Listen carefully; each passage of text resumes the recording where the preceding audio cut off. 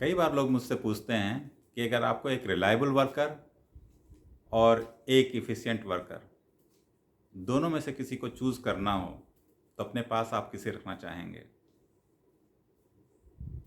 मेरे ख्याल से मेरे सामने इस तरह की एक समस्या आई थी जब मुझे इसी तरह की परिस्थिति का सामना करना पड़ा था, जहाँ मेरे पास एक बहुत अच्छा रिलायबल वर्कर था, बहुत अच्छा रिलायबल पर्सन था और एक तरफ मेरे पास एक एफिशिएंट पर्सन था। लेकिन एफिशिएंट पर्सन रिलायबल नहीं था और इसीलिए जब अपॉर्चुनिटी मेरे हाथ में आई कि मुझे किसी को अपना असिस्टेंट बनाना है, तो मैंने ऐसे पर्सन को असिस्टेंट बनाया जो ज़्यादा रिलायबल था लेकिन लेस एफिशिएंट था। लेकिन जब भी मुझे ज़रूरत पड़ती थी तो हमेशा अवेलेबल रहता था।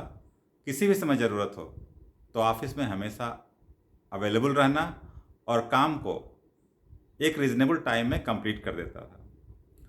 तो हमेशा मेरा मानना ये रहा है कि रिलायबिलिटी एफिशिएंसी के ऊपर एक इम्पॉर्टेंट रोल प्ले करती है। तो हमें भी हमेशा अपनी लाइफ में ध्यान रखना चाहिए कि अपनी रिलायबिलिटी बढ़ाएं। एफिशिएंसी से ज़्यादा रिलायबिलिटी इम्पॉर्टेंट है। जैसा कि एक सिंपल एग्जांपल से आप समझ सकते हैं कि अगर आपके पास एक स्कूटी है जो किसी से भी समय आप स्टार्ट करें स्टार्ट हो जाती है और आपको गंतव्य स्थान पर ले जाती है, लेकिन आपके पास एक कार है, वो रिलायबल नहीं है। कभी उसकी बैटरी वीक हो जाती है, कभी उसका इंजन बैठ जाता है, कभी रास्ते में उसका ब्रेक फेल हो जाता है या कभी रास्ते में उसके क्लच पैडल काम करना बंद कर देते हैं। इस तरह की चीज़ें अनरिलायबल होती हैं।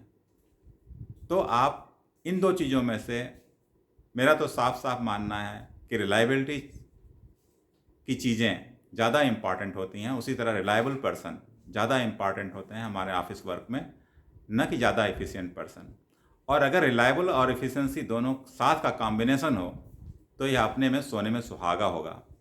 आपका क्या विचार है इस बारे में? अपने विचार हमें ज़रूर लिखिए। धन्यवाद।